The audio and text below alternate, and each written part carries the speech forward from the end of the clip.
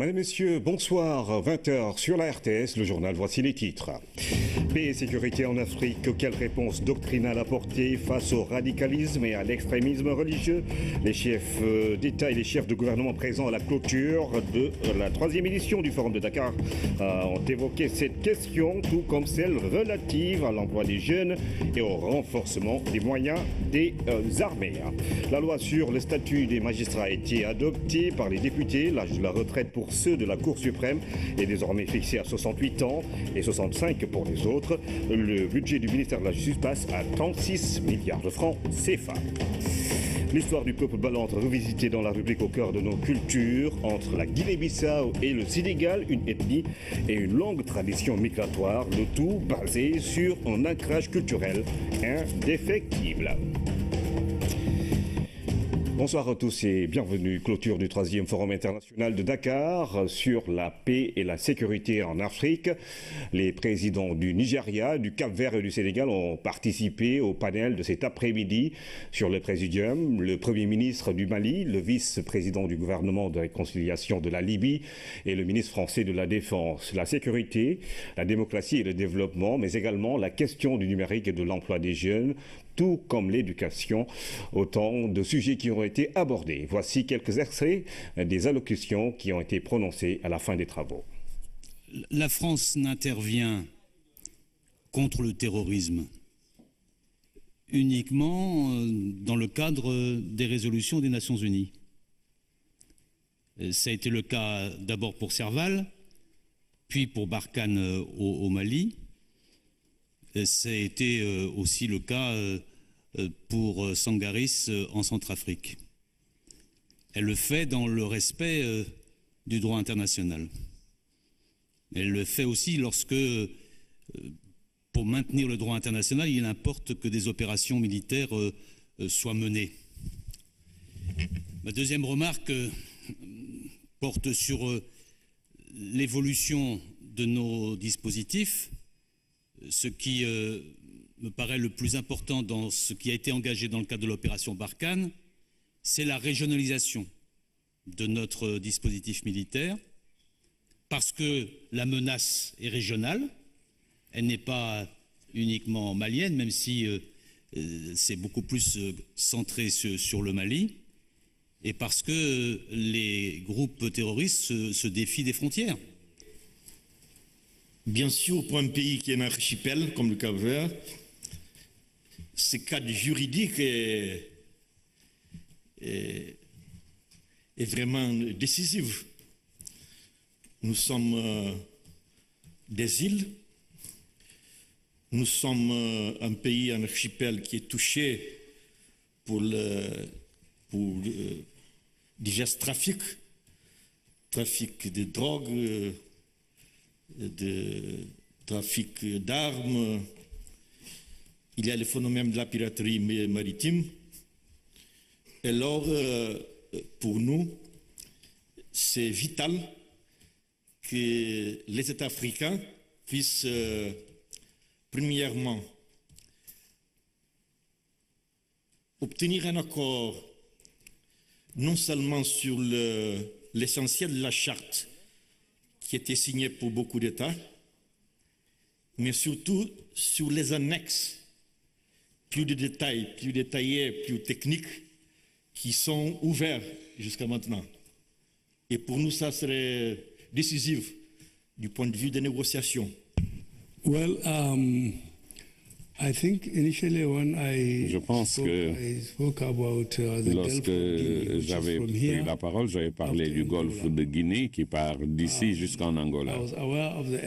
Bien sûr, je savais les efforts qui avaient été déployés par la France et les États-Unis d'Amérique lorsque ces deux pays ont organisé des exercices dans le golfe de Guinée. Et il est de notoriété commune que dans cette région, le Nigeria est le pays qui souffre le plus de cette situation, surtout du fait du vol de pétrole brut organisé par des Nigérians d'ailleurs. qui transportent ce pétrole vers des tankers au large du Nigeria vers différentes destinations. Nous avons établi tous les contacts nécessaires pour savoir si nous pouvions récupérer certes une partie de ce pétrole brut qui nous a été volé. Nous avons contacté notamment les compagnies d'assurance, notamment la Lloyd's de Londres, pour savoir quel était le mouvement de ces cargos pétroliers, la quantité qu'ils transportent à chaque fois, les propriétaires, la destination de ces navires, les comptes des propriétaires. C'est donc un exercice très compliqué. Le Nigeria passe par les compagnies d'assurance, les compagnies de transport maritime.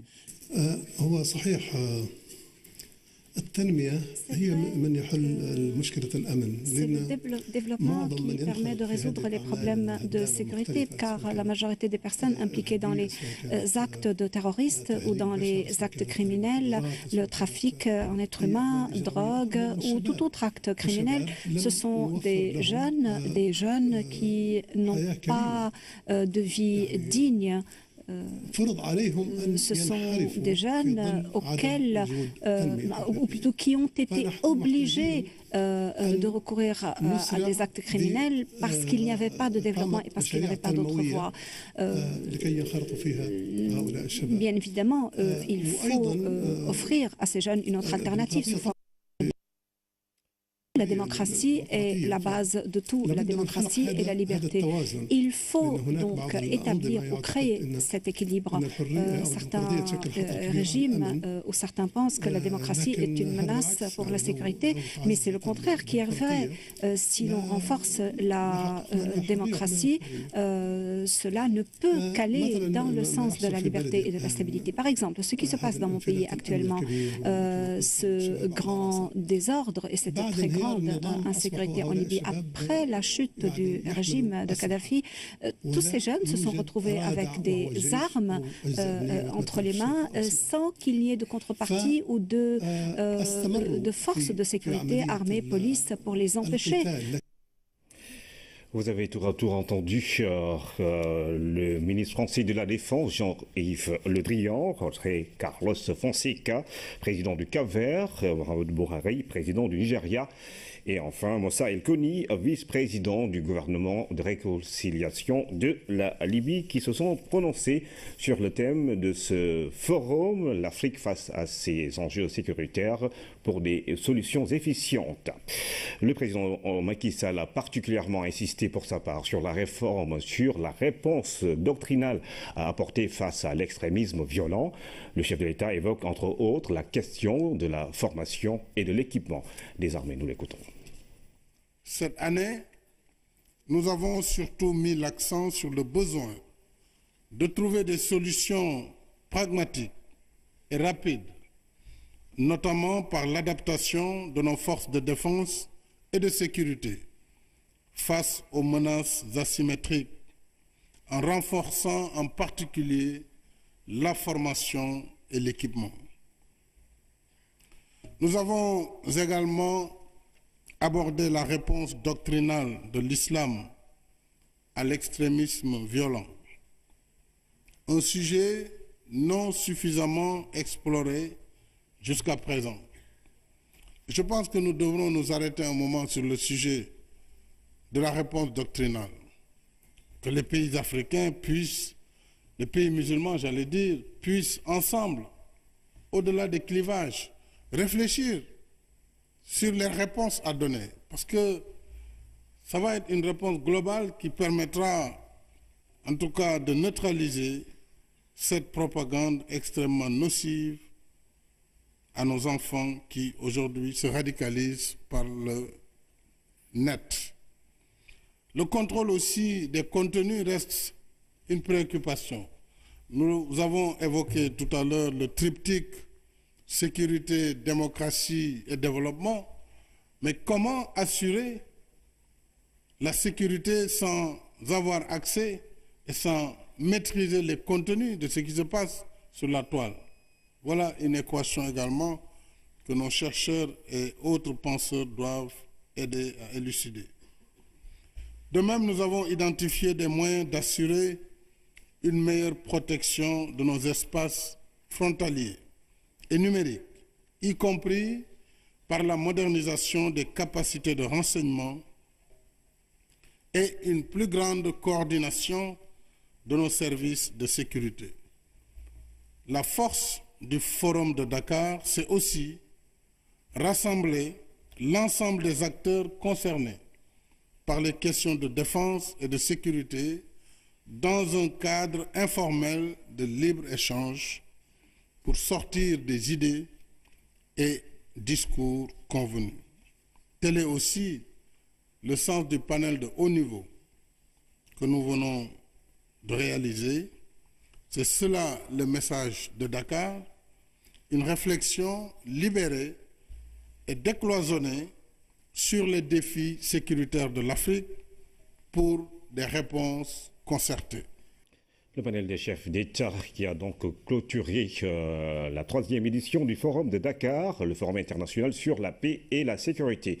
Et puis le président de la République a assisté à la levée du corps du sculpteur Ousmane Sow. Le chef de l'État a rendu un vibrant hommage à un grand et digne fils du Sénégal, Oumar Gningue. Pour ce qu'il représentait au Sénégal, en Afrique et dans le monde, Ousmane Sow a mobilisé la nation. À l'hôpital principal, l'émotion est vive lorsque les témoignages se succèdent. Ousmane, il appartient à l'universel. C'est quelqu'un qui avait beaucoup de talent, beaucoup de caractère et beaucoup de personnalité. Mouahmenima, c'est un créateur qui s'inspirait de la création. Et c'est très important. Mounima lima koy muñe rek mom sey cheikh mounima la mort n'a jamais existé. La mort n'existe pas. C'est le processus de réintégration qui permet à l'âme de rejoindre le monde spirituel. Humble, généreux, discret, tu l'étais. Nous resterons toujours fiers de toi. Voilà, papa. Désormais, tout le monde est rentré à la maison. Ici, à Dakar, une terre qui t'était si chère. Tu peux partir en paix vers ce merveilleux voyage de là où tu es. À tes côtés et aux côtés de ta famille, que de moments, que de souvenirs. Ce que j'ai éprouvé avec la famille d'Ousmane, avec toi Ousmane, beaucoup d'autres personnes ont éprouvé sûrement beaucoup de choses. Mais moi, c'est vraiment de la sympathie, de l'amitié et de l'amour. Repose en paix. Il était un très grand ami de la France. À lui seul, d'une certaine manière, il représentait le lien unique entre le Sénégal et la France. Le maire de Besançon vous fait savoir qu'il va proposer à son prochain conseil municipal qu'on donne une rue, qu'on appelle une rue de Besançon, la rue Ousmane Sow. Le président de la République vient donc présenter les condoléances de la nation. Son témoignage sur l'homme est édifiant. Avec l'artiste, il avait une relation particulière. L'homme que nous accompagnons aujourd'hui, en sa demeure ultime, fut un grand Sénégalais. Que le monde entier le célèbre n'est dès lors point étonnant. J'ai demandé moi-même à l'occasion du 15e sommet de la francophonie de novembre 2014 ici à Dakar, de rendre hommage à cette grande figure de la création contemporaine. Aujourd'hui encore, ses œuvres, personnages mis en scène sous fond de récits, sont exposés au Centre international de conférences Abdou Diouf à Diamniadio. Justement, j'ai eu l'occasion de lui demander de nous réaliser une œuvre particulière pour ce centre. Et lorsque nous nous sommes rencontrés, il m'avait demandé quelle était mon inspiration pour l'œuvre sollicitée. Évidemment, ma réponse a été simple. Je lui ai dit, Ousmane, je ne peux pas me permettre, devant l'académicien que vous êtes, de donner une inspiration. Votre inspiration nous suffira et nous comblera. Et il créa, je pense que c'est peut-être l'une de ses dernières œuvres, le paysan africain. Il a fini de modeler et qui doit être achevé dans les fonderies de Coubertin en France. Je souhaite, avec la famille, avec Gérard Sénac, avec tous ses amis, que nous puissions poursuivre et terminer cette œuvre en hommage à sa mémoire. Par ses œuvres, sa pensée sur l'art et le service du bien qu'il a assumé, il figure en majesté dans la sublime loge des immortels. Immortel comme académicien, immortel comme créateur puissant, original et fécond, dont l'inspiration accompagnera toujours les créateurs. Parce que Ousmane Sow était un digne fils du pays, sa famille a transmis ses condoléances au chef de l'État, en le remerciant pour tout. Toute la famille de Ousmane Sow vous dit un grand merci, un merci ému, un merci chaleureux. En effet, votre soutien et votre présence est d'un grand réconfort. À son tour, la famille de Ousmane Sow vous présente les condoléances les plus sincères. Son Excellence, nous tenons à vous remercier pour cet honneur, cet extrême honneur que vous nous avez fait. La cérémonie a pris fin avec les prières de l'assistance sous la direction de Serigne Pape Malick Sy, représentant du Khalife général des Tidjanes, Serigne Cheikh Ahmed Tidiane Sy Al Maktoum. Prière pour qu'Allah accueille Ousmane Sow au paradis. Le fait de l'actualité à l'Assemblée nationale, les députés ont voté la loi organique portant statut des magistrats. Il a été beaucoup question du rallongement de l'âge de la retraite des magistrats de la Cour suprême. Selon le garde des Sceaux, ministre de la Justice, d'ici 2022, 74 hauts magistrats vont partir à la retraite, ce qui peut entraîner un déficit si des solutions ne sont pas trouvées. Aminata Mbengue-Fall. Dans sa volonté de renforcer l'indépendance des magistrats, de valoriser certains emplois de la hiérarchie judiciaire, le gouvernement propose une série de réformes. Et cette plénière portant examen du projet de loi organique numéro 31/2016 portant statut des magistrats a été l'occasion pour le garde des Sceaux, ministre de la Justice, de revenir sur le contenu des textes. C'est précisément la promotion des jeunes magistrats. Et je vais le démontrer, ce n'est pas de la parole vide. Ce sont les magistrats qui ont estimé que la mobilité était lente et qu'il fallait résoudre ce problème-là. Et pour le résoudre, je vais vous dire quelles sont les mesures qui ont été prises. Première mesure, oui, passer de la hiérarchie de 21 ans à 18 ans. Mais deuxième mesure, qu'est-ce qu'il faudrait pour avancer? Pour avancer, qu'il faudrait que ceux qui sont nommés à des postes, qu'ils ne durent pas là où ils sont. Lors des débats, certains députés ont interpellé le garde des Sceaux sur l'urgence de voter cette loi, là où la majorité magnifie les réformes. Peut-on être plus royaliste que le roi? Les magistrats ne sont pas d'accord. C'est vrai, ils n'ont pas de syndicat, mais ils ont leur amicale, l'union des magistrats. Mais continuez la réflexion. Je vois ici qu'on est en train de nous dire qu'il est temps que les magistrats se dotent d'un statut. Mais ils ont déjà un statut.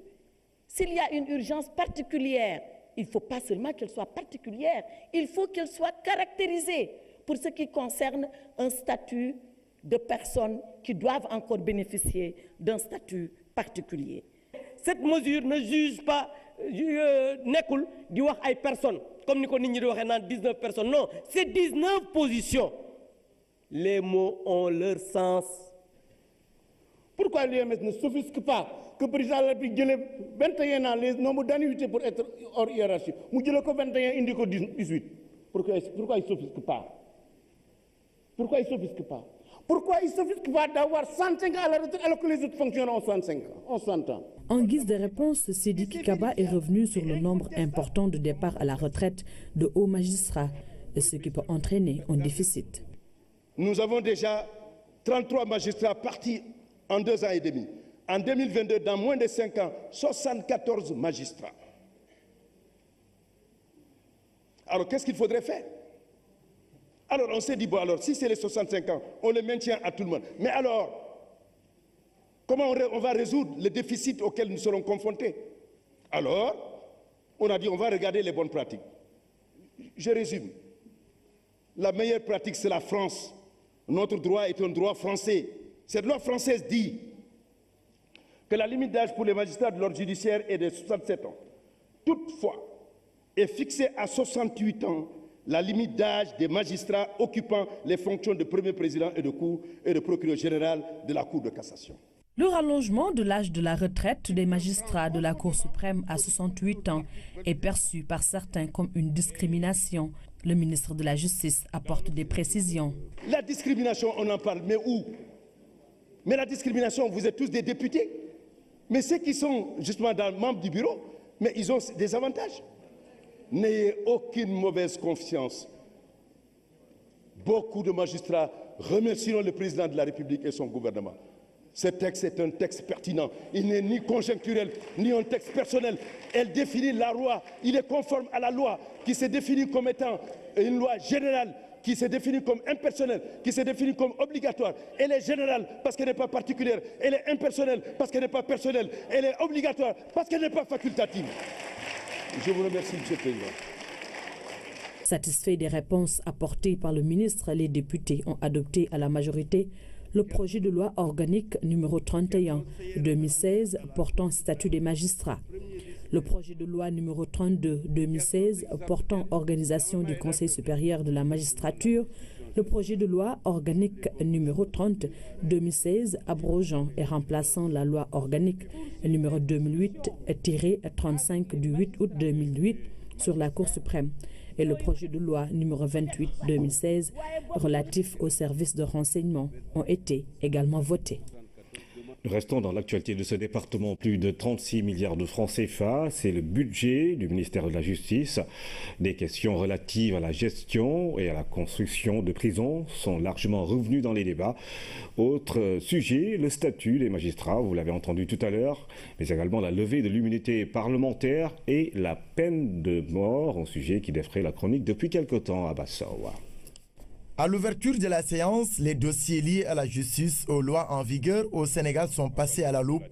Comme pour répondre à une question d'actualité sur la peine de mort, Maître Sidiki Kaba a fait son plaidoyer. La peine de mort, c'est un débat qui revient ici.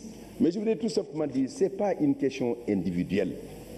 On ne va pas dire, si on le subodore, que le ministre de la Justice est contre la peine de mort, que c'est pour ça qu'il y a la peine de mort. Non, il faut comprendre l'État. La politique pénale de l'État est définie par le président de la République. Il en a la légitimité démocratique, il en a la légitimité constitutionnelle, parce qu'il a l'onction du suffrage universel.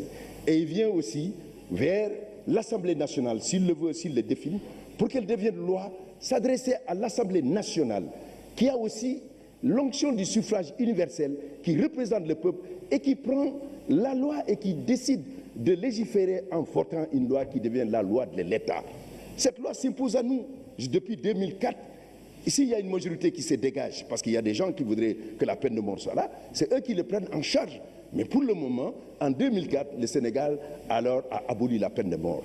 Les effectifs dans nos prisons, les conditions de détention sans compter la construction de la nouvelle prison de Sébikotane pour 1500 places, le statut des magistrats et la levée de l'immunité parlementaire de Barthélémy Toye Dias, toutes ces questions ont aussi attiré l'attention des députés. Moi-même, j'ai visité la prison de Bakel. Les conditions sont dures.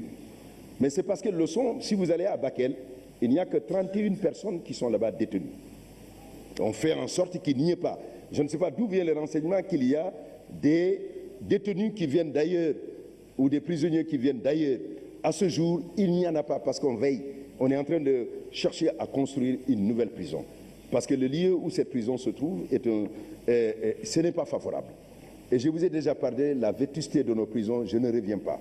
Maintenant, le fait que tous les Sénégalais reviennent sur cette question, ça montre que la question de la prison est devenue une question fondamentale et nous avons fait des progrès là-dessus. Les progrès, vous l'avez déjà dit. Nous sommes partis de très loin, depuis 300 francs, à 650 francs, à 721, à 1000 francs. Et beaucoup de choses sont faites. Et vous avez vu, le ministère de l'économie et des finances nous accompagne en ce qui concerne la TVA. Ce qui veut dire que les 1000 francs actuels sur l'alimentation sont un peu plus que 1000 francs. Mais l'idéal, c'est 1400. 1400, c'est ce qui est à peu près au niveau des militaires. À partir de ce moment-là, le problème de l'alimentation ne sera plus posé dans les prisons. Il fallait ces précisions pour passer au vote du budget pour l'exercice 2017. 36 milliards 420 millions 305 700 francs CFA ont été dédiés au garde des Sceaux, ministre de la Justice, contre 30 milliards 301 657 420 francs CFA, soit un peu plus de 6 milliards de plus. Le Sénégal et la Banque mondiale font le point sur les projets financés par l'institution de Bretton Woods. Ce matin, s'est tenue la revue annuelle conjointe de la coopération entre le Sénégal et la Banque mondiale.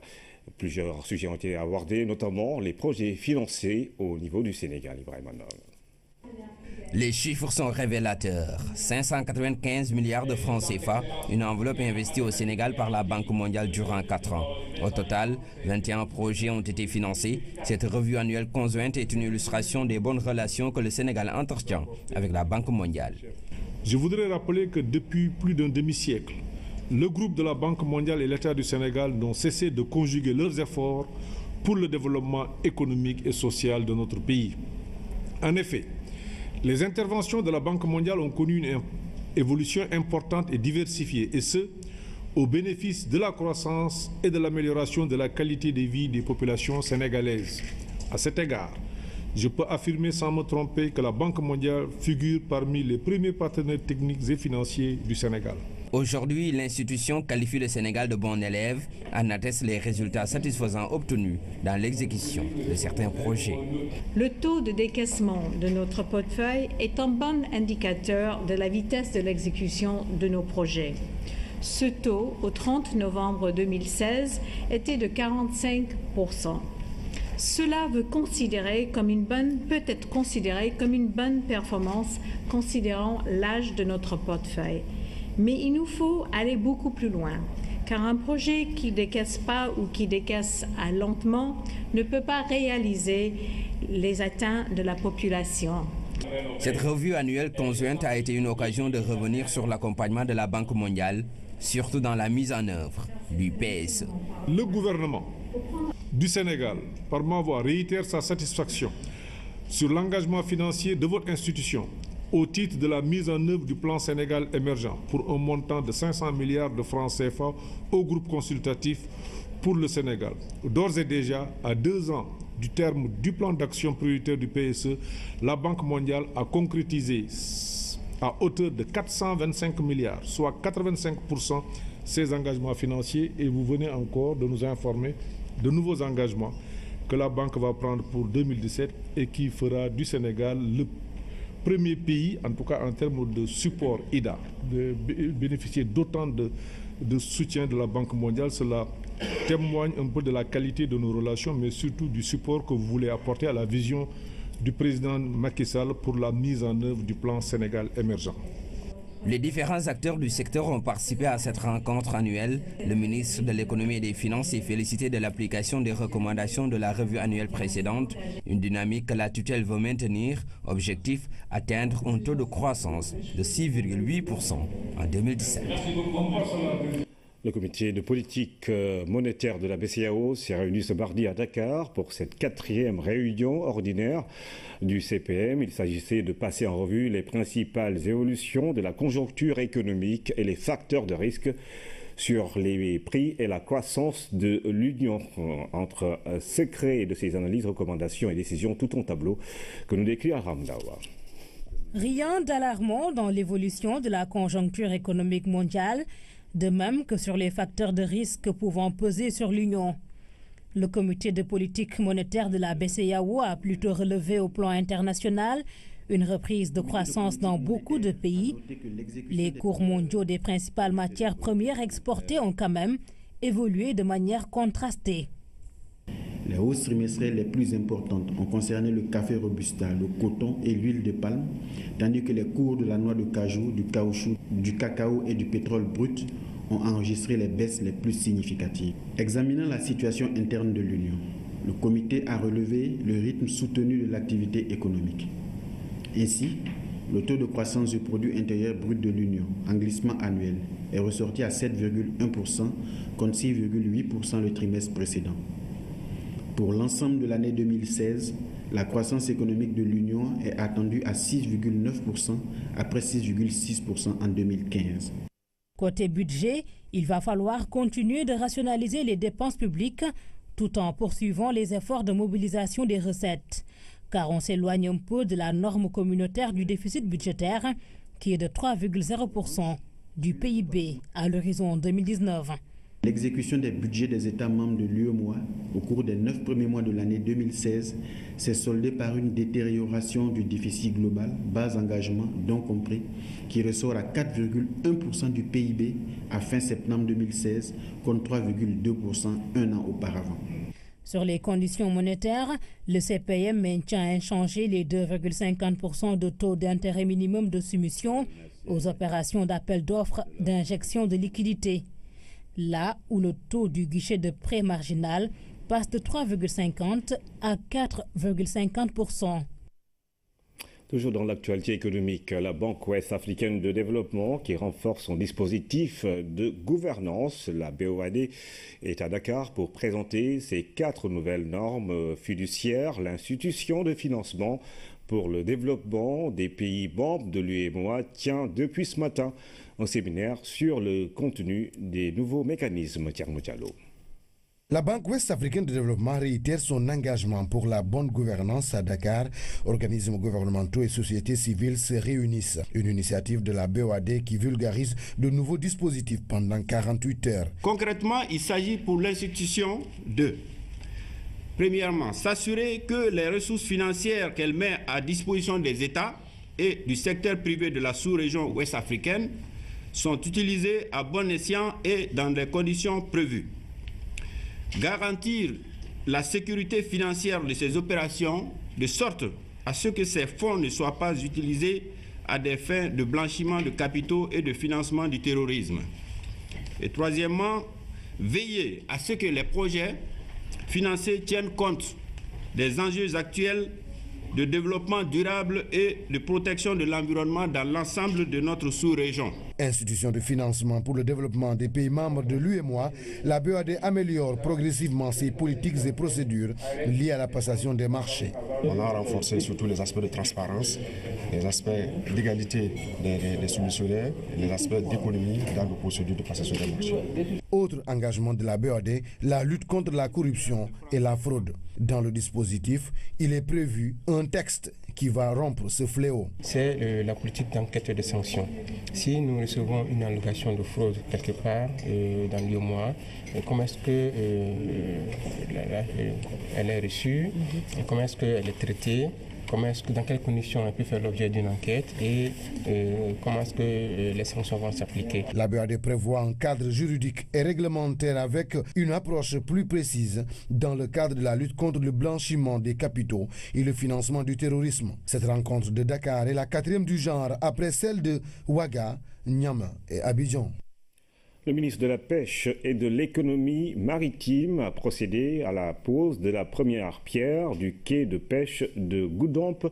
C'est dans la région de Sédhiou. L'infrastructure va coûter 200 millions de francs CFA et est entièrement financée par le budget consolidé d'investissement.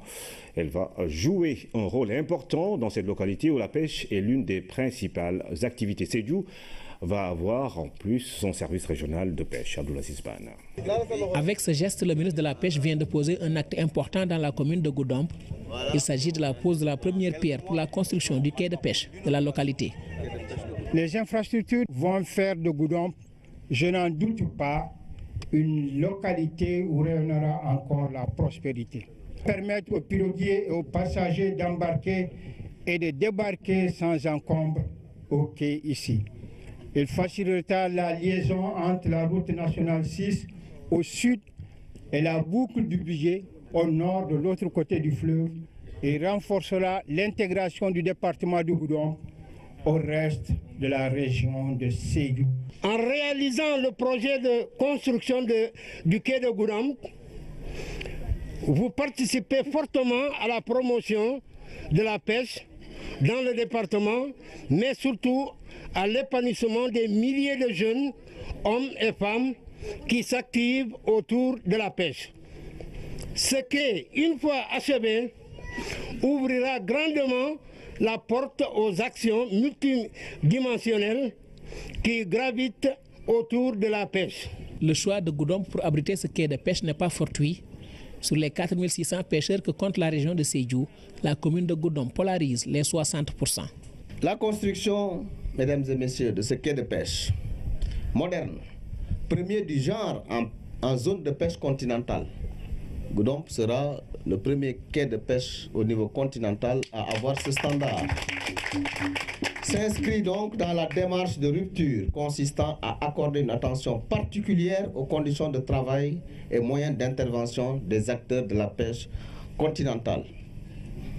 D'un coût de 200 millions de francs CFA, entièrement financé par le budget consolidé d'investissement BCI 2016 du ministère de la Pêche et de l'Économie maritime, permettra à coup sûr de renforcer la qualité hygiénique et sanitaire des produits, d'améliorer la valeur ajoutée, de renforcer le contrôle et la surveillance en vue d'épargner les juvéniles et préserver la ressource.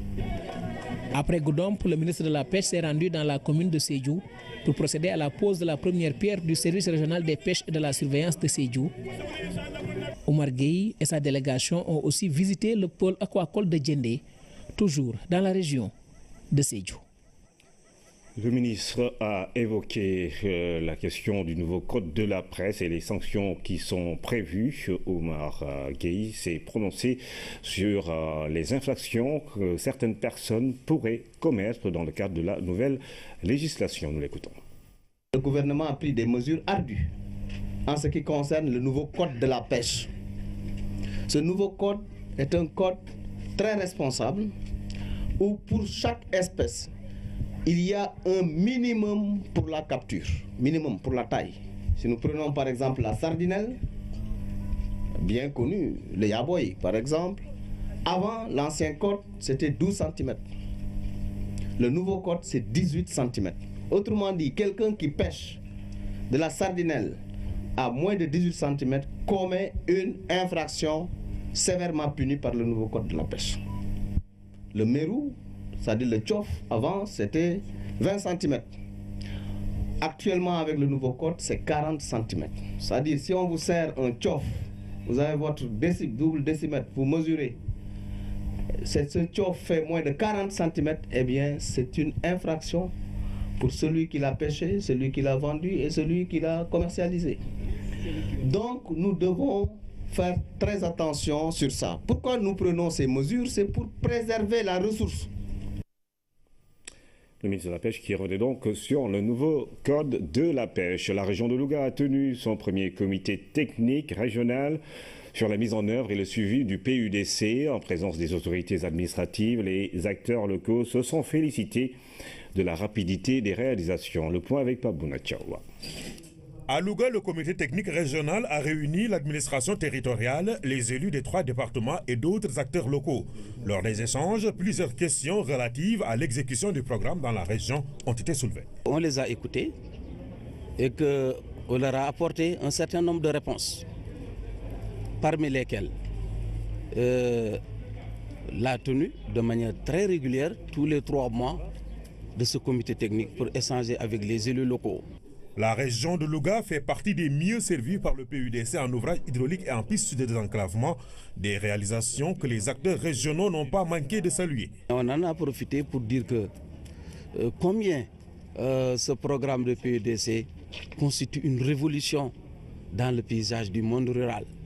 Pour avoir réalisé en si peu de temps, je crois qu'un an maximum, ça ne fait pas encore 2 ans, tout ce qu'il vient donc de réaliser en se basant vraiment sur cette importante inspiration de M. le Président de la République. Le comité s'est aussi penché sur le suivi et la durabilité des ouvrages réalisés. Pour une meilleure coordination, des rencontres sont également prévues dans les 3 départements de la région. Sur ce plateau, nous avons invité le maire de Mantes-la-Jolie, une commune du département des Yvelines, M. Michel Vialet. Vous êtes au Sénégal fréquemment. Depuis 2007, vous visitez notre pays au moins une fois par an, vous me disiez tout à l'heure. Je ne le visite pas, mais au moins une fois par an, j'y viens pour pouvoir suivre les actions de coopération qu'on mène, et principalement avec la région du Fouta, les départements de Matam et de Kanel. Alors c'est sans doute l'objet de votre séjour dans notre pays. Quels sont les axes de cette visite que vous menez ? Les axes de cette visite étaient triples cette fois-ci. D'abord, pouvoir rencontrer mes homologues des départements de Matam et de Kanel, avec lesquels nous développons une nouvelle coopération. On y travaille autour de la promotion, de la valorisation du développement économique dans leur territoire, afin de pouvoir y impulser de l'investissement privé. Le deuxième axe était de pouvoir préciser à quel moment nous allions pouvoir engager, d'ici une quinzaine de jours, à partir du 17 décembre prochain, la 6e opération de la cataracte cécitante que nous organisons chaque année, au profit de ceux qui sont les plus fragiles, les plus modestes, et qui ont ainsi une opération qui est gratuite pour eux. Et puis le troisième axe était surtout une troisième opportunité, c'était celle de pouvoir participer à l'inauguration de la maison des Yvelines, qui est érigée à Ourossogui. C'est la manifestation visible d'abord de la présence du département, qui nous accompagne beaucoup en termes de soutien aux différentes communes qui coopèrent, avec notamment les communes du Sénégal. Et puis je pense qu'au-delà du fait que c'est très visible, ça montre également la solidité des relations dans lesquelles on compte poursuivre les actions de coopération qui sont les nôtres. Alors, quand vous parlez de développement économique et d'investissement privé, quels sont les secteurs justement que vous ciblez ? Nous comptons nous inscrire en toute logique et en toute cohérence avec le plan Sénégal émergent porté par le président Macky Sall, qui précise comment est-ce que va être portée cette vision d'avenir, cette vision de développement, cette vision stratégique. Et sur la région, nous sommes en train de réfléchir à ce que pourraient être des sujets autour de la santé, autour de l'agriculture et peut-être autour du numérique dans cette région.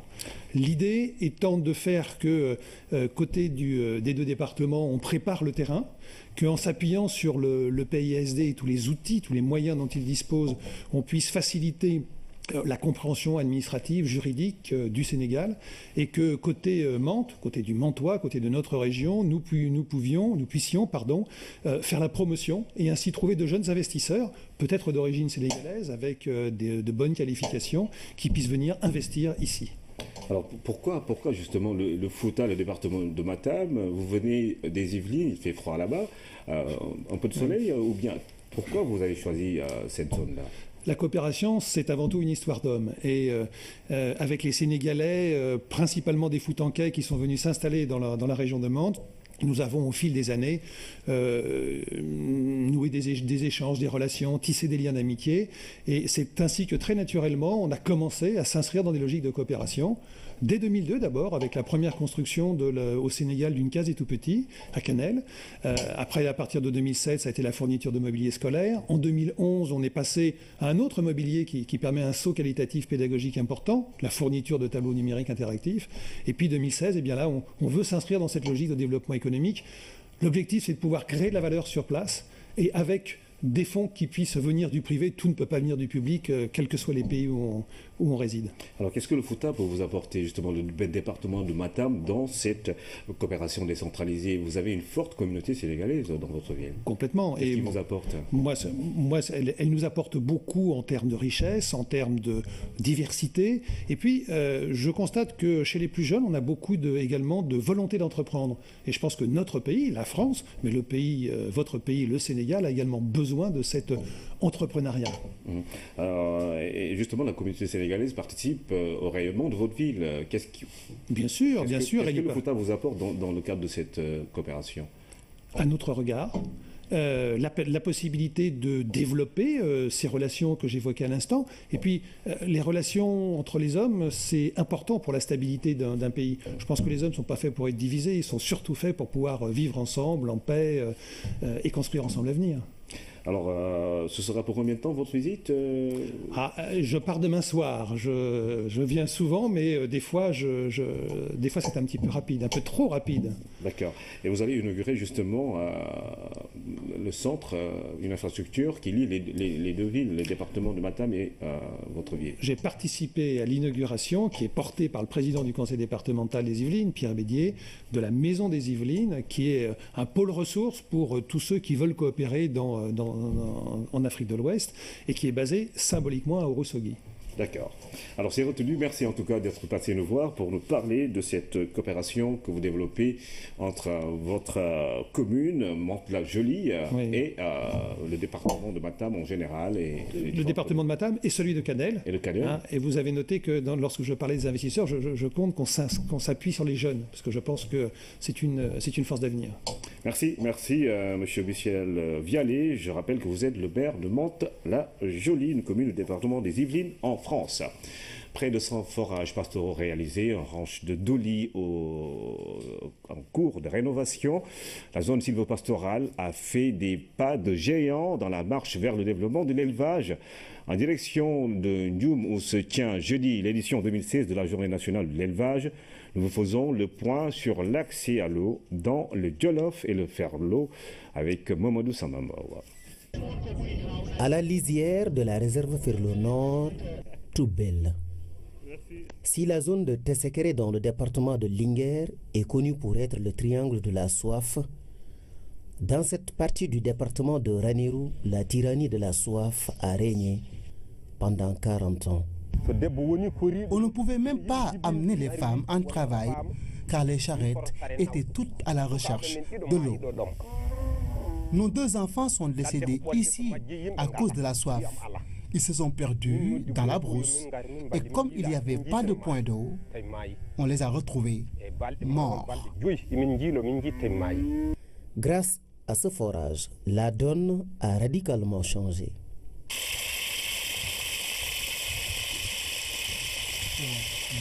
Aujourd'hui, les enfants ne meurent plus de soif.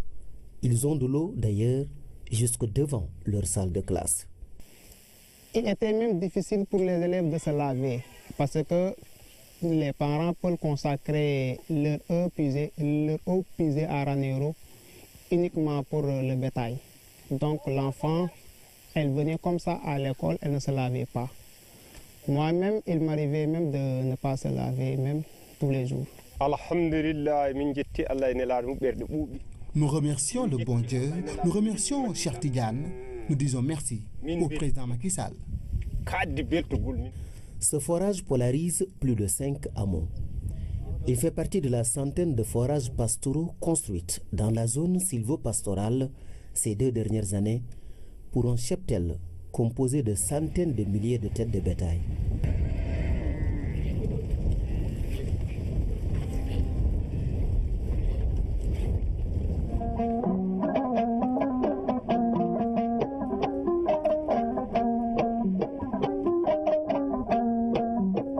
À plus de 200 km au sud de là, la piste qui mène au ranch de Doli.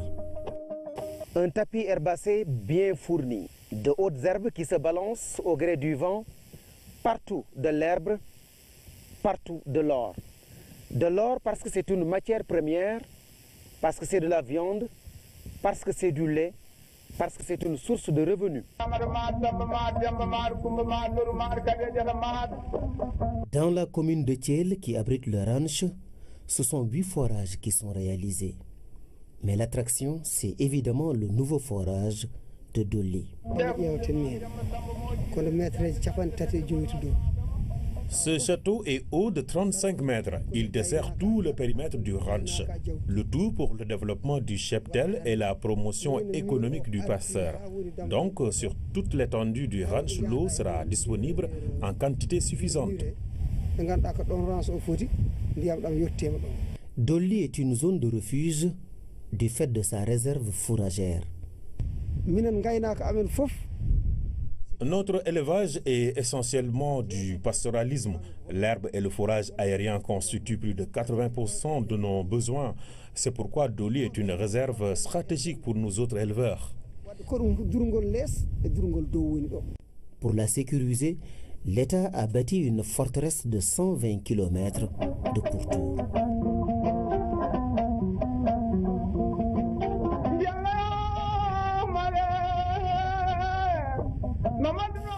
Le ranch de Doli est le pont jeté entre les anciennes politiques agricoles au Sénégal et les nouvelles dynamiques impulsées par les nouvelles autorités.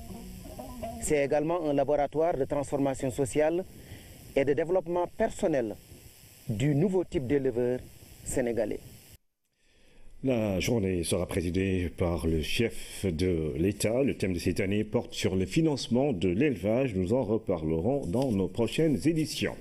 Et puis pour les préparatifs du Gamou 2016, la délégation générale à la solidarité nationale a apporté le soutien en riz de l'État à la famille religieuse de Tivaouane. Un comité de gestion présidé par le préfet est mis en place. Il est chargé de la distribution de plus de 2000 familles en situation de vulnérabilité.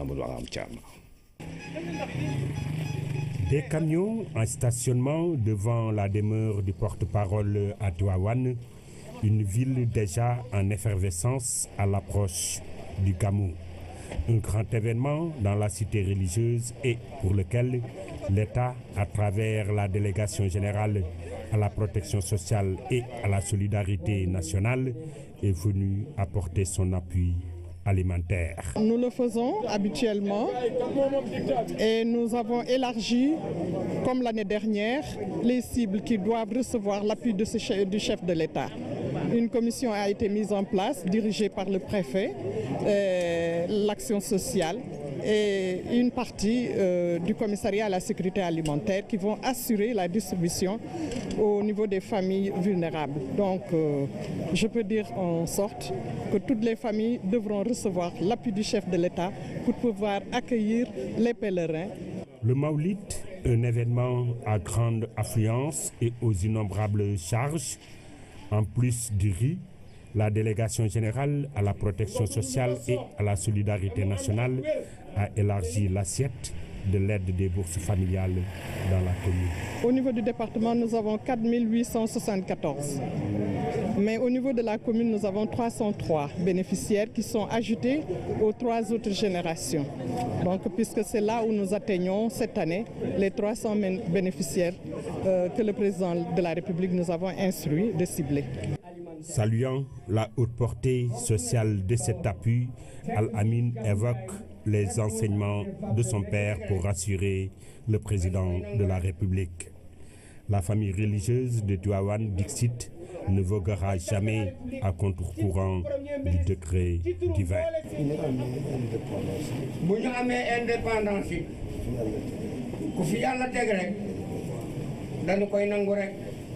Ici à Tivaouane, notre credo est toujours de respecter la volonté divine. Et depuis les indépendances, nous avons toujours accepté et accompagné les différents présidents qui se sont succédés à la tête de ce pays. Et ceux qui contesteront les choix du Créateur, ce ne seront pas nous. Son Excellence le président Macky Sall est à la tête du pays grâce au décret divin. Et ça, nous l'acceptons avec gaieté.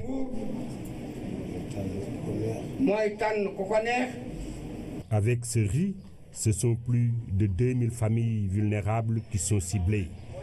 Des imams, des délégués de quartier et des chefs religieux seront aussi servis.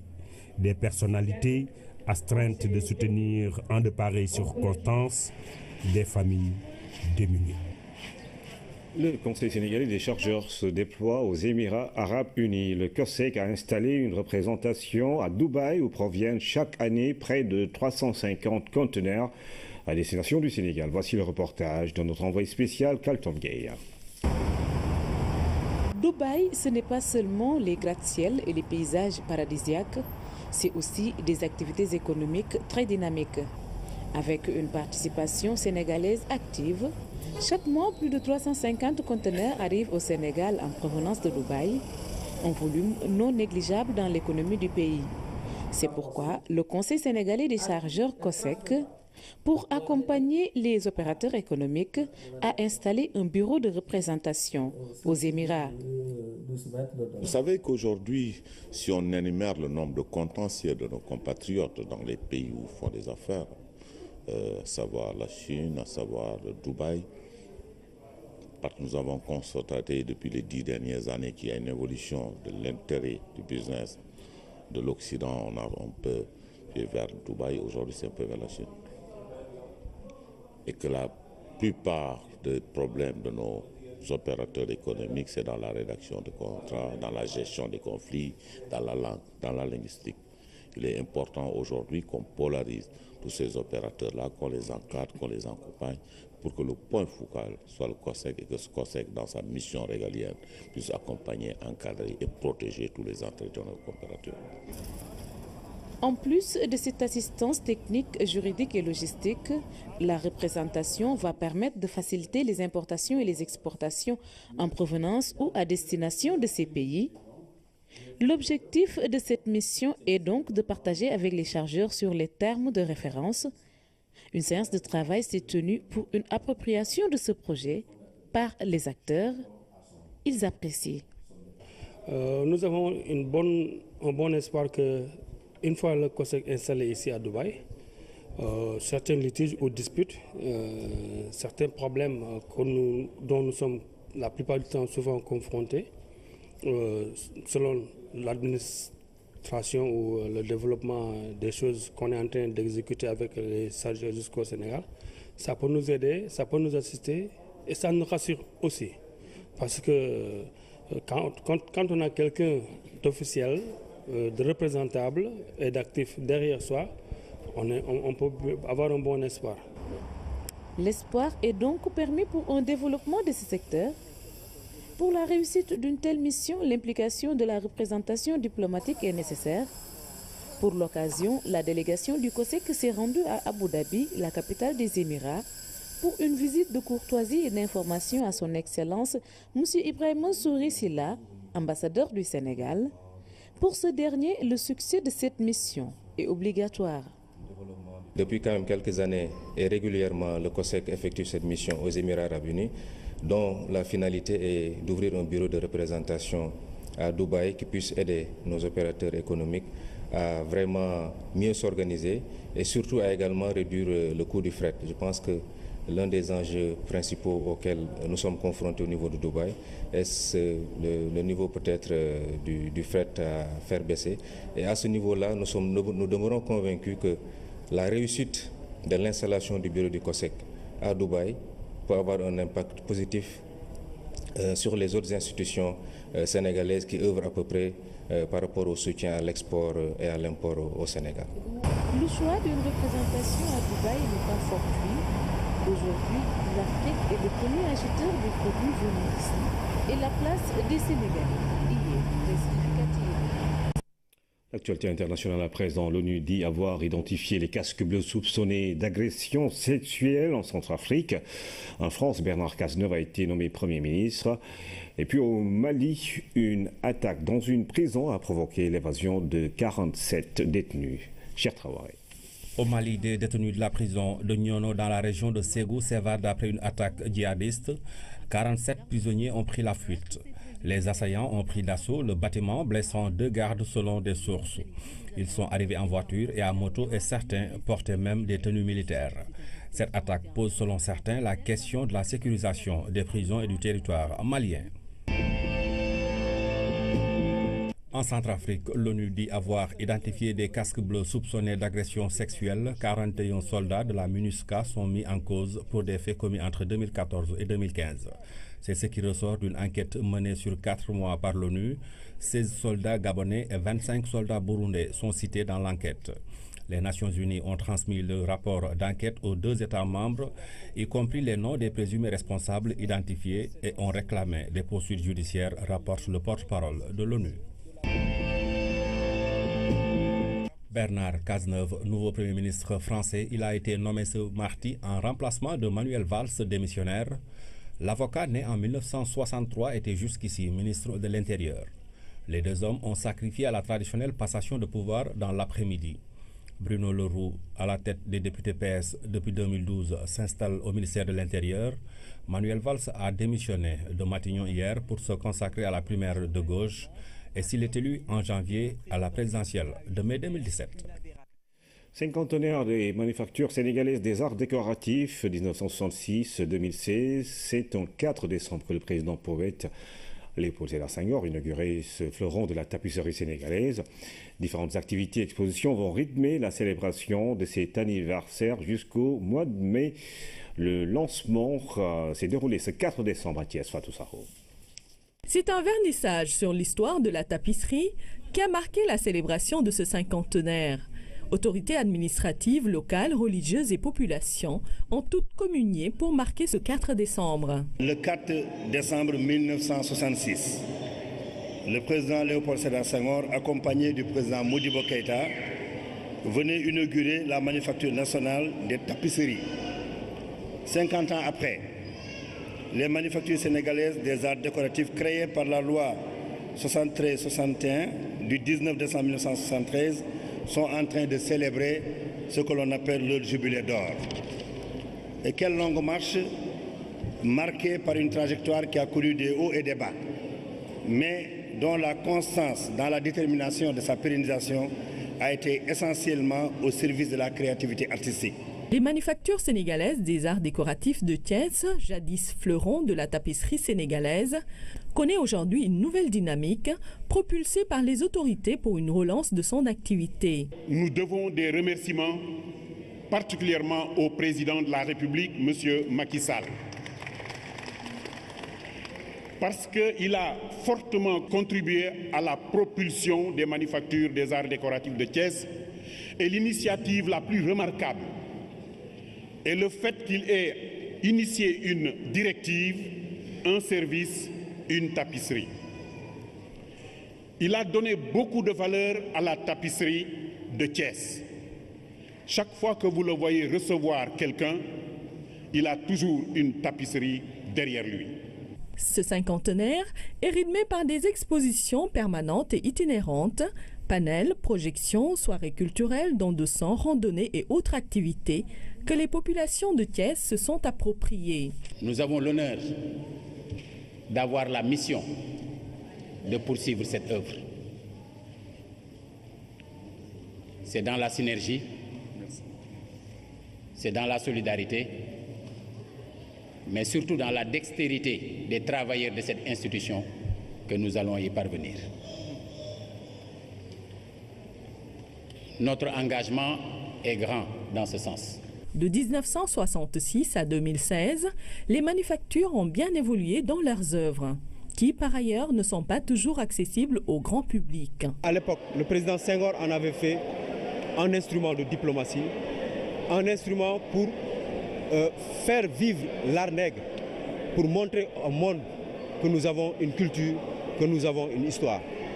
Mais actuellement, ce portage est fait par les autorités à travers la commercialisation de nos produits. Parce que la plus grande difficulté des manufactures sénégalaises, c'était l'écoulement des produits, parce que tout simplement, les tapisseries constituent un objet de luxe qui coûte cher.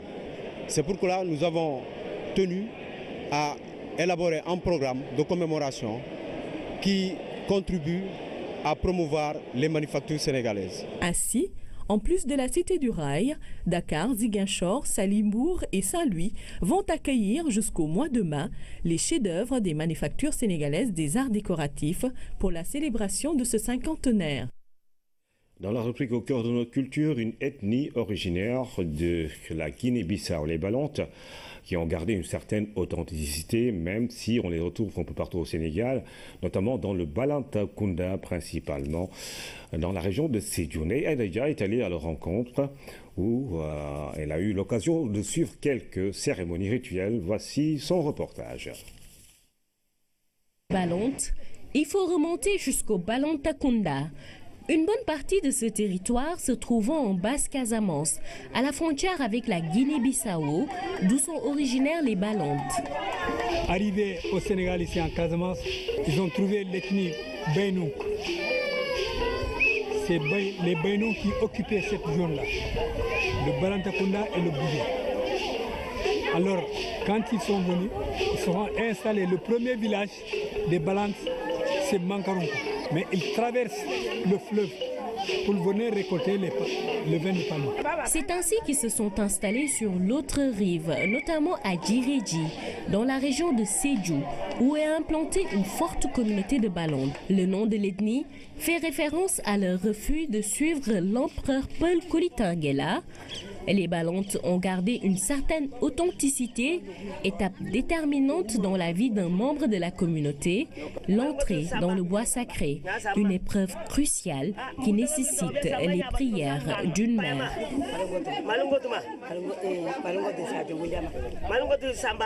Chant et danse pour galvaniser le futur initié.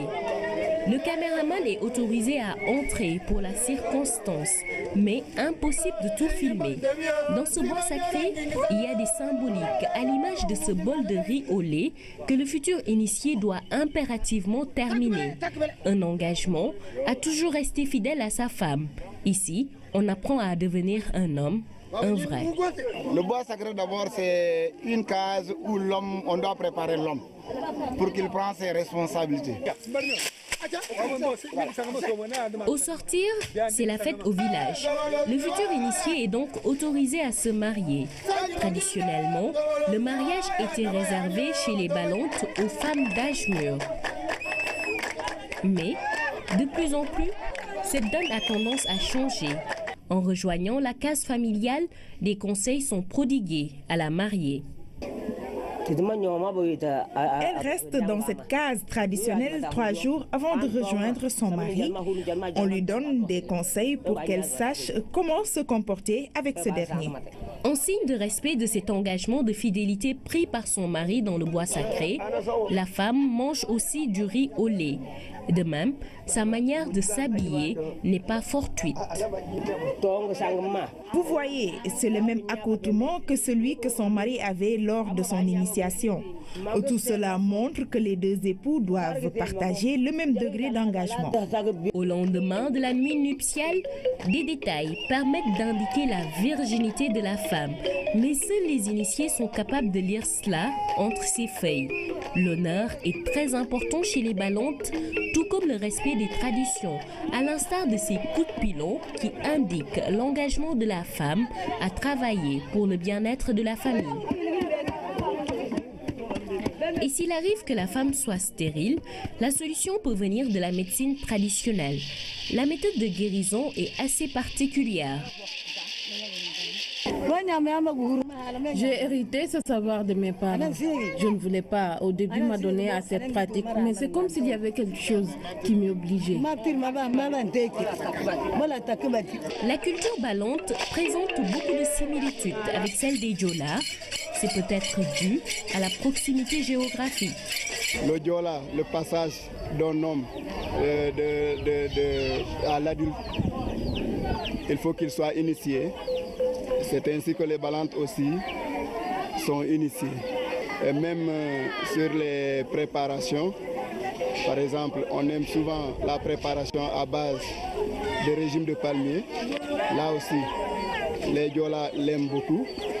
Nous avons aussi une autre similitude, c'est la récolte du vin, parce que ça fait partie des activités principales de Balantes, ainsi que chez les Diola aussi. Dans certaines contrées Balantes, des facettes importantes de la culture ont tendance à disparaître, à l'instar des rites funéraires, car seuls les initiés ont le droit de procéder à ce rituel, et de plus en plus, les cérémonies d'initiation se font rares.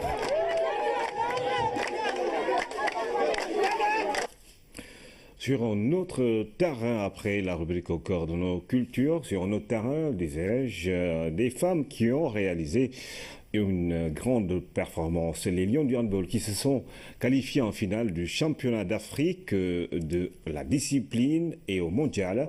C'était lundi au terme d'un match dominé de bout en bout face aux championnes d'Afrique en titre, les Aigles de Carthage, la Tunisie. Résumé de la rencontre avec Seydina Alundiko. C'est la danse de finalistes tombeuses des champions d'Afrique en titre. Le Sénégal bat la Tunisie et se qualifie à la fois en finale du championnat d'Afrique de handball et au mondial de la discipline. Une performance gigantesque, c'est la première fois depuis 42 ans que le pays de la Teranga réussit à se hisser à ce stade de la grand-messe du handball féminin africain. Les Aigles de Carthage battent de l'aile dès le début de la partie, même pas le temps d'un envol. Elles subissent les coups de griffe de Lyon affamés, amenés par leur capitaine Dungu Kamara qui inscrit la bagatelle de 9 points en première période. Les Sénégalaises rejoignent les vestiaires avec une avance confortable, 17-11.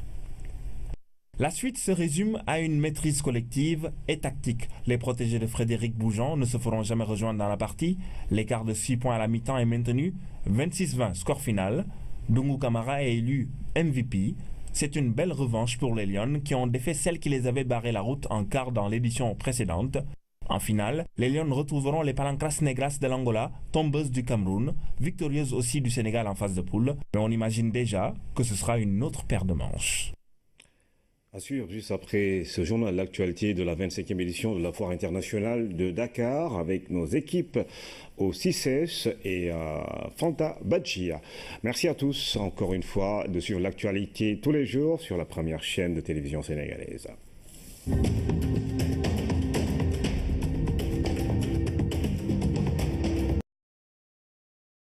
Et de la stabilité. Par exemple, ce qui se passe dans mon pays actuellement, ce grand désordre et cette très grande insécurité en Libye, après la chute du régime de Kadhafi, tous ces jeunes se sont retrouvés avec des armes entre les mains sans qu'il n'y ait de contrepartie ou de forces de sécurité, armée, police, pour les empêcher.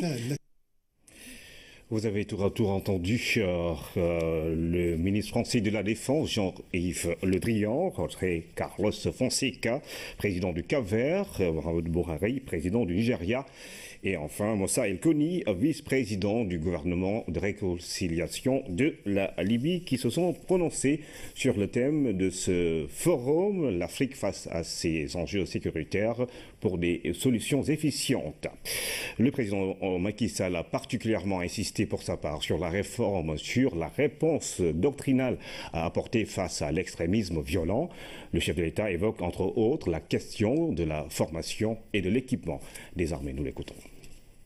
Cette année, nous avons surtout mis l'accent sur le besoin de trouver des solutions pragmatiques et rapides, notamment par l'adaptation de nos forces de défense et de sécurité face aux menaces asymétriques, en renforçant en particulier la formation et l'équipement.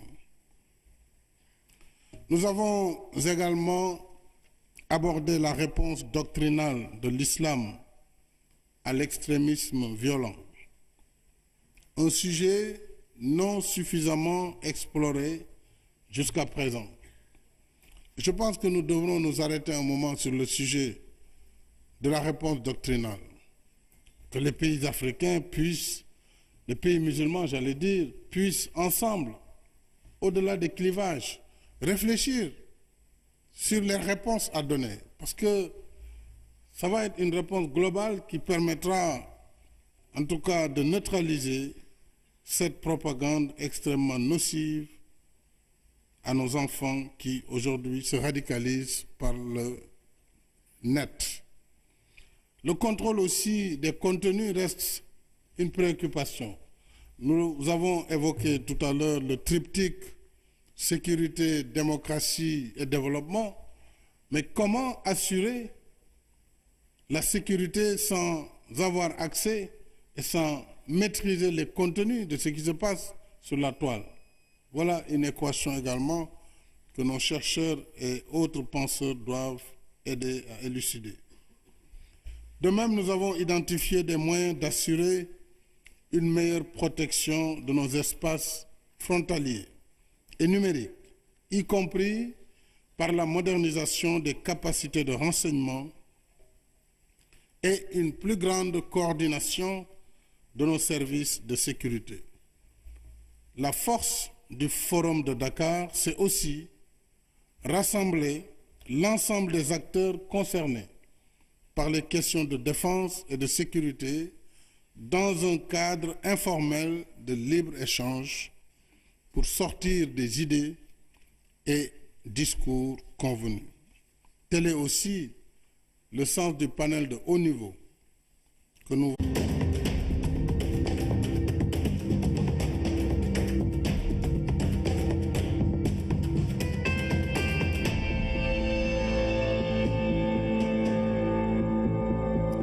Mesdames, Messieurs, bonsoir. 20h sur la RTS, le journal, voici les titres. Paix et sécurité en Afrique, quelle réponse doctrinale apporter face au radicalisme et à l'extrémisme religieux? Les chefs d'État et les chefs de gouvernement présents à la clôture de la 3e édition du Forum de Dakar ont évoqué cette question, tout comme celle relative à l'emploi des jeunes et au renforcement des moyens des armées. La loi sur le statut des magistrats a été adoptée par les députés. L'âge de la retraite pour ceux de la Cour suprême est désormais fixé à 68 ans et 65 pour les autres. Le budget du ministère de la Justice passe à 36 milliards de francs CFA.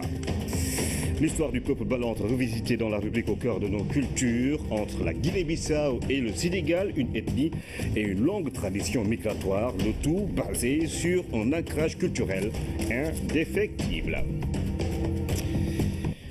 Bonsoir à tous et bienvenue. Clôture du 3e Forum international de Dakar sur la paix et la sécurité en Afrique. Les présidents du Nigeria, du Cap-Vert et du Sénégal ont participé au panel de cet après-midi sur le Présidium. Le Premier ministre du Mali, le vice-président du gouvernement de réconciliation de la Libye et le ministre français de la Défense. La sécurité, la démocratie et le développement, mais également la question du numérique et de l'emploi des jeunes, tout comme l'éducation, autant de sujets qui ont été abordés. Voici quelques extraits des allocutions qui ont été prononcées à la fin des travaux. La France n'intervient contre le terrorisme uniquement dans le cadre des résolutions des Nations Unies. Ça a été le cas d'abord pour Serval, puis pour Barkhane au Mali. Ça a été aussi le cas pour Sangaris en Centrafrique. Elle le fait dans le respect du droit international. Elle le fait aussi lorsque, pour maintenir le droit international, il importe que des opérations militaires soient menées. Ma deuxième remarque porte sur l'évolution de nos dispositifs.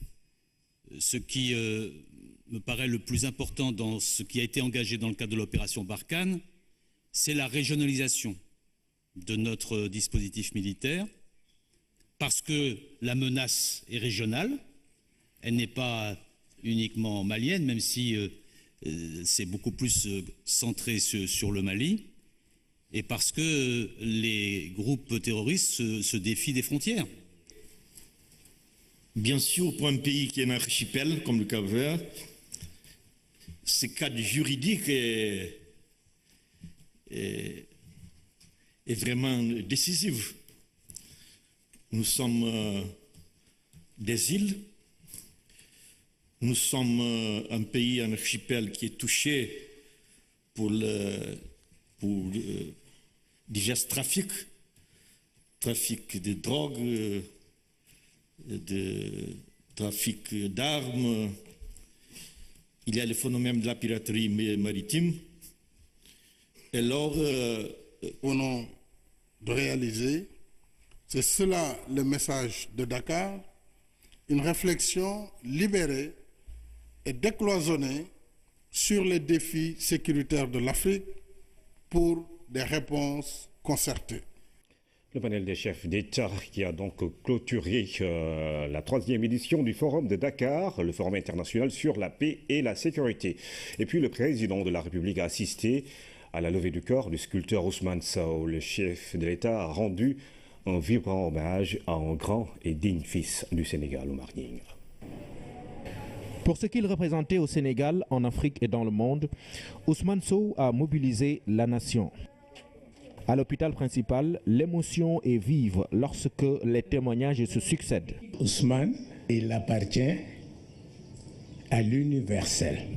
C'est quelqu'un qui avait beaucoup de talent, beaucoup de caractère et beaucoup de personnalité. Mouahmenima, c'est un créateur qui s'inspirait de la création. Et c'est très important. mu ni ma li ma koy muñe rek moom sëñ Cheikh mu ni ma la mort n'a jamais existé. La mort n'existe pas. C'est le processus de réintégration qui permet à l'âme de rejoindre le monde spirituel. Humble, généreux, discret, tu l'étais. Nous resterons toujours fiers de toi. Voilà, papa. Désormais, tout le monde est rentré à la maison. Ici, à Dakar, une terre qui t'était si chère. Tu peux partir en paix vers ce merveilleux voyage de là où tu es. À tes côtés et aux côtés de ta famille, que de moments, que de souvenirs. Ce que j'ai éprouvé avec la famille d'Ousmane, avec toi Ousmane, beaucoup d'autres personnes ont éprouvé sûrement beaucoup de choses. Mais moi, c'est vraiment de la sympathie, de l'amitié et de l'amour. Repose en paix. Il était un très grand ami de la France. À lui seul, d'une certaine manière, il représentait le lien unique entre le Sénégal et la France. Le maire de Besançon vous fait savoir qu'il va proposer à son prochain conseil municipal qu'on donne une rue, qu'on appelle une rue de Besançon, la rue Ousmane Sow. Le président de la République vient donc présenter les condoléances de la nation. Son témoignage sur l'homme est édifiant. Avec l'artiste, il avait une relation particulière. L'homme que nous accompagnons aujourd'hui, en sa demeure ultime, fut un grand Sénégalais. Que le monde entier le célèbre n'est dès lors point étonnant. J'ai demandé moi-même à l'occasion du 15e sommet de la francophonie de novembre 2014 ici à Dakar, de rendre hommage à cette grande figure de la création contemporaine.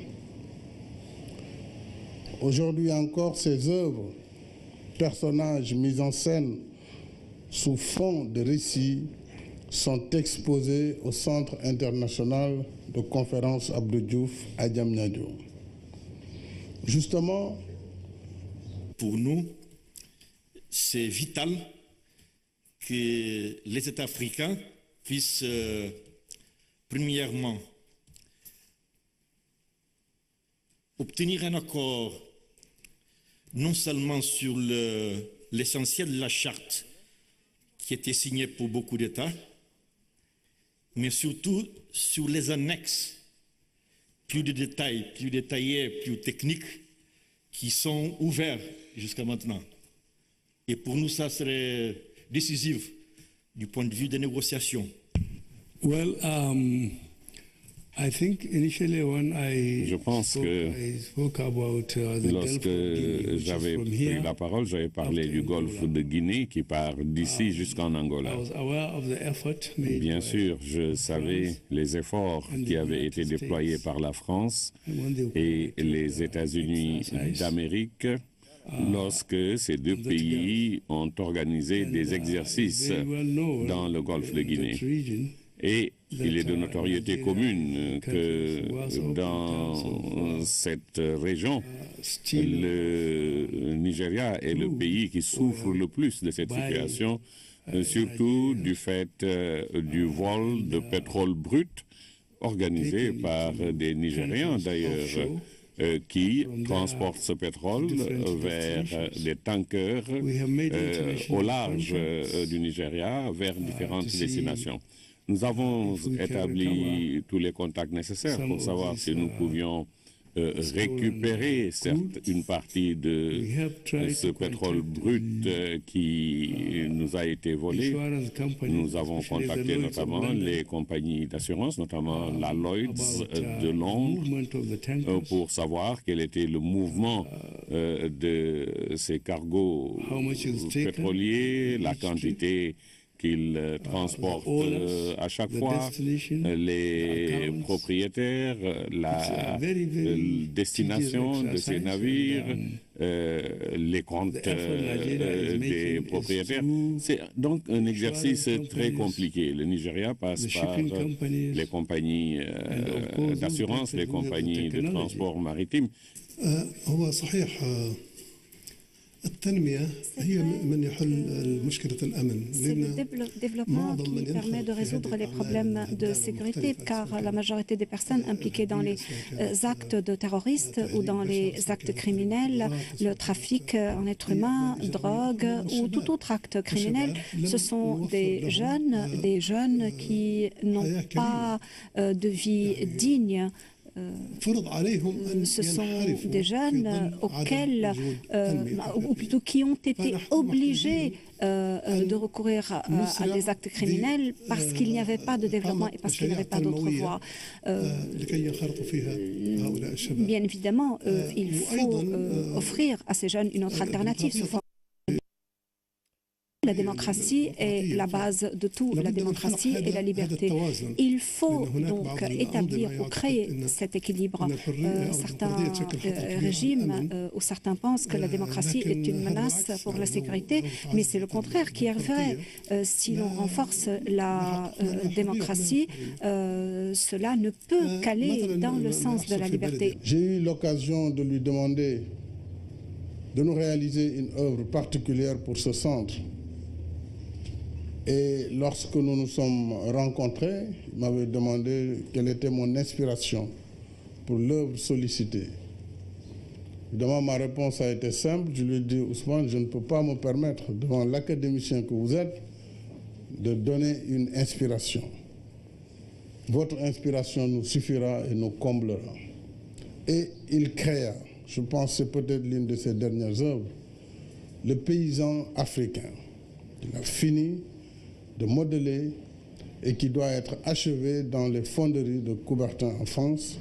Je souhaite, avec la famille, avec Gérard Sénat, avec tous ses amis, que nous puissions poursuivre et terminer cette œuvre en hommage à sa mémoire. Par ses œuvres, sa pensée sur l'art et le service du bien qu'il a assumé, il figure en majesté dans la sublime loge des immortels. Immortel comme académicien, immortel comme créateur puissant, original et fécond, dont l'inspiration accompagnera toujours les créateurs.